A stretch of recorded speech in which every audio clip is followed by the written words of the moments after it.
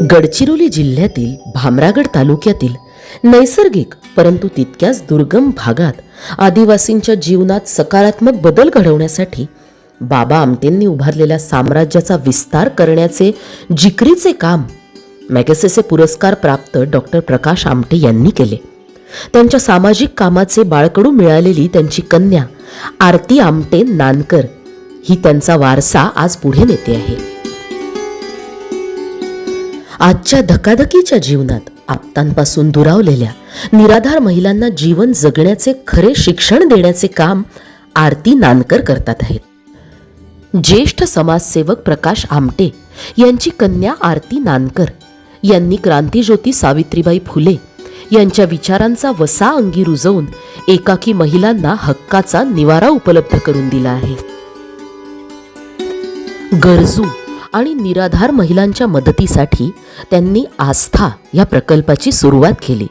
आस्था प्रकल्पाच्या या आपुलकीच्या कोपऱ्यात महिला सुरक्षित आणि मुक्त श्वास घेत आहेत. आरती नानकर यांचे बालपण हेमलकसा इथेच गेले. त्या ठिकाणी मुन्नू नामक बिबट त्यांचा जिवलग मित्र बनला होता. इतका की तो त्यांच्या खोलीमध्येच राहायचा आणि आरती या शाळेत गेल्यानंतर त्यांच्यासोबत तो शाळा सुटेपर्यंत वर्गातच हजर राहायचा. मात्र अनेकदा शिक्षक आणि बाकी विद्यार्थी घाबरत असल्याने शाळामध्येच सोडून मुन्नूला परत त्याच्या खोलीत न्यावे लागायचे.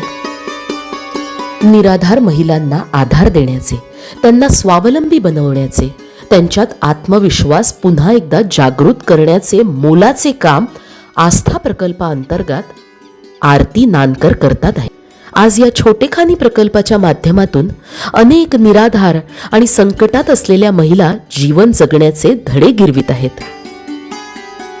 हे सगळं करत असतानाच आणखीन एक गोष्ट त्यांच्या लक्षात आली.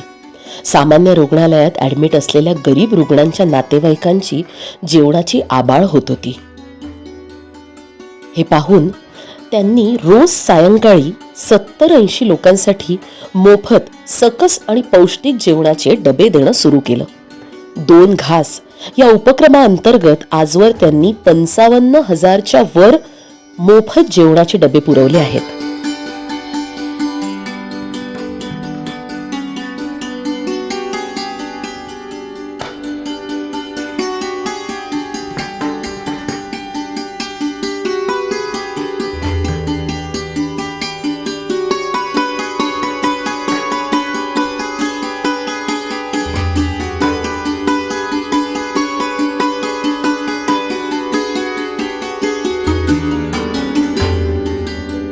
कौटुंबिक कारणाने घरातून निघून गेलेल्या किंवा अडचणीत असलेल्या महिला, मुली, ज्येष्ठ महिला इतरत्र जाऊ नये.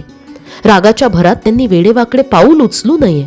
तसेच त्यांची प्रतिकूल वेळ जाईपर्यंत हक्काचा निवारा मिळावा ही संकल्पना म्हणजे आजच्या धकाधकीच्या काळातील दिवास्वप्नच म्हणावे लागेल. मात्र आरती व त्यांचे पती उदय नानकर यांनी अतिशय परिश्रमपूर्वक आस्था प्रकल्पाच्या माध्यमातून हे स्वप्न प्रत्यक्षात साकारले. काही वर्षांपूर्वी अमरावतीमधील फरशी स्टॉप परिसरातील सिंधूनगर भागात प्रकाश आमटे यांच्या कन्येने आस्था प्रकल्पाची मुहूर्तमेढ रोवली.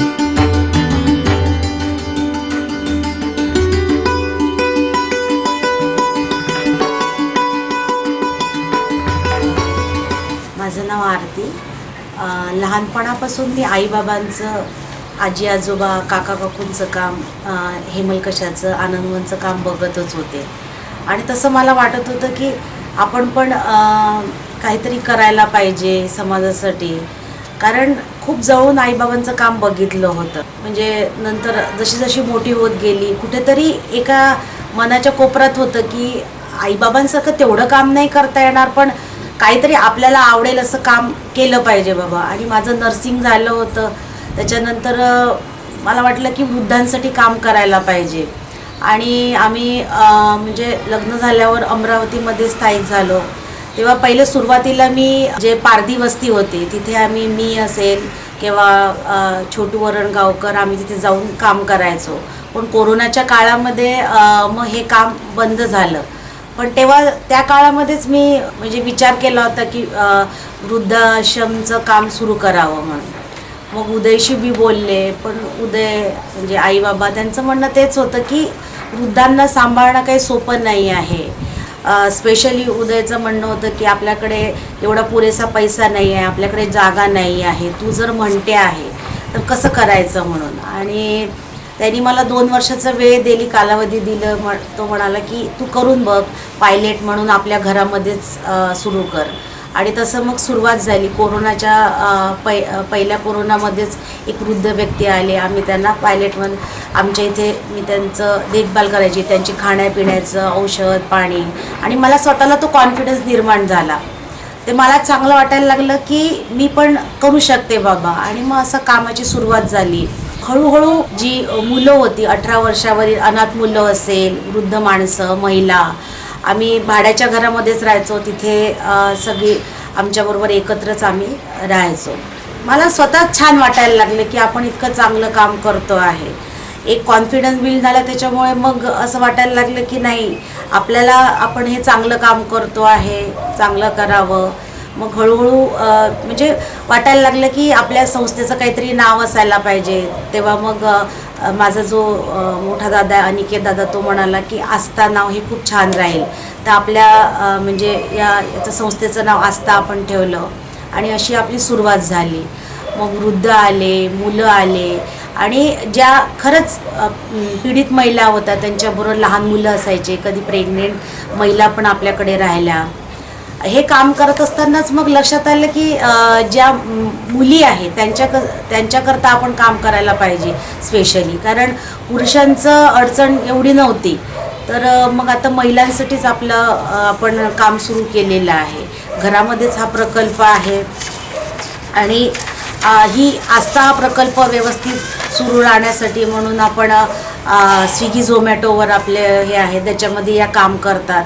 आणि जेणेकरून आपण खूप त्यांना मोबदला देऊ नाही शकत, पण त्यांचं जे काही आहे त्यांना घ्यायचं आहे तर ते घेऊ शकतात या पैशामध्ये. आणि आत्मविश्वासाने जगता येतं आहे त्यांना सगळ्यांना. आणि त्या काळातच आम्हाला इरविन हॉस्पिटल आम्ही घेतलं होतं. आम्हाला लक्षात आलं की बरीचशी लोकं उपाशी असतात. तर आम्ही म्हणजे मुंबईची 2 घास म्हणून संस्था आहे, ते आणि आपण मिळून आपण रोज 60 ते 70 लोकांना मोफत जेवण देतो. आणि खरंच त्याचा फायदा होतो आहे. आता 2 वर्ष झाले आपण रेग्युलर हा उपक्रम आपल्या संस्थेमार्फत सुरू आहे आपला. खरं तर म्हणायचं तर प्रकल्पात येणाऱ्या ज्या प्रत्येक महिला असतात त्यांच्या ज्या अडचणी आहेत जवळपास सारख्याच असतात. कधी त्या आर्थिक स्थिती अत्यंत चांगली आहे, नवऱ्याच्या मानसिक त्रासामुळे त्या सहन होत आहे, घर सोडून आलेल्या आहे. कधी कधी त्या माहेरून म्हणजे त्यांच्या जे माहेरचं जी लोक आहेत ते त्यांच्याकडे लक्ष देत नाही आणि त्या कारणास्तव ते आपल्याकडे येतात. अशा प्रत्येक महिलांची वेगवेगळी गोष्ट आहे. आणि आम्ही म्हणजे आस्थामध्ये आमच्याकडे ई रिक्षा आहे. तर जेणेकरून ज्या काही महिला आहे त्यांना जर शिकायची इच्छा आहे आणि इथे थोडक्यात काय म्हणतात की ई रिक्षा मिळाली आहे त्यांना त्या चालवू शकतात आणि सक्षमीकरण आपण त्यांचं करतो. आणि उद्या त्यांना आपल्या संस्थेतून बाहेर पडायचं आहे तर आपलं रिक्षा चालवून स्वतःचं म्हणजे पोट पाण्याचा प्रश्न त्यांचा मिटू शकतो. मुख्य तर आपण त्यांचं बेसिकली काउन्सिलिंगसारखंच हे आहे. त्यांना आपलंसं वाटतं या घरामध्ये एक मिळून. खूप प्रत्येकांचं ते असतात की घाबरून असतात. त्यांना एक आपलं वातावरण पॉझिटिव्हिटी म्हणजे चांगलं आपण वातावरण देतो, म्हणजे योग्य आहार पण देतो जेणेकरून त्यांचं काही ज्या मानसिक असतात त्यांना आपण औषध पाणी पण देतो, त्यांना बरं पण करतो. बाबा आमटे, आजी साधना आमटे, तसेच प्रकाश आमटे माझे वडील आणि मंदाकिनी आमटे यांची मी खूप आभारी आहे की त्यांच्यामुळेच मी हे काम करू शकत आहे.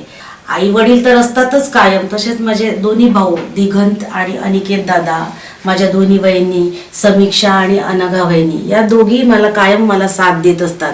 ते माझे प्रेरणादायी आहेत. पण त्याहून आपण म्हणतो ना, लग्न झाल्यानंतर माझे सपोर्टिव्ह म्हणजे माझे सासरे अण्णा आणि आई आमच्या दोघंही तेही तसेच मला फार साथ देतात या कामासाठी. आणि त्यांच्या बहिणी, आमचे सगळे जिजाजी, सगळंच म्हणजे नानकर परिवार पण मला खूप सपोर्ट करतो कामासाठी, त्याच्यामुळे मी चांगल्या तऱ्हेने काम करू इच्छिते. आणि मुख्य तर उदयचा खूप मोठा सपोर्ट आहे, म्हणजे तो आहे म्हणूनच मी काम करू शकते. मुलं पण मला आता बरंच काम आपलं वाढत आहे, तसंच मुलंही मला सपोर्ट करतात. सगळ्यांचा सपोर्ट असल्याशिवाय होऊ शकत नाही. कायम मी ऋणी राहील की या सगळ्यांमुळेच मी काम करायला. माझी मैत्रीण आहे जवळची एकदम, म्हणजे श्रद्धा गोरेचं नाव घेतलं तर चालेल, कारण ती कायम मला मदत करत असते. पूर्ण नानकर आई अण्णा खूप मला सपोर्टिव्ह आहे, त्याच्यामुळे मी चांगल्या तऱ्हेने काम करू इच्छिते.